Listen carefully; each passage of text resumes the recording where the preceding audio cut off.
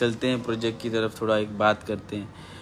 और खेसारी लाल जी का एक बहुत ही अच्छा 2 गाना मैंने शूट किया हुआ है इस बीच। और बहुत ही जल्द यहाँ पे देखिए एडिटिंग भी चालू है। ये भाई मेरा दिलीप एडिट कर रहा है, यहाँ पे एडिटिंग भी चालू है। सो बहुत ही बिजी शेड्यूल, साथ साथ में काम भी है।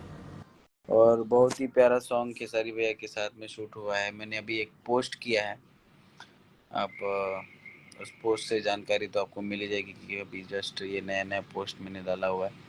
और बहुत ही जल्द आप लोग के सामने वो गाना आएगा। बहुत ही बेहतरीन शूट किया हुआ है, उसमें बहुत सारे कैरेक्टर हैं, around 60-70 dancers, crowd, full story के साथ में उसको मैंने शूट किया हुआ है।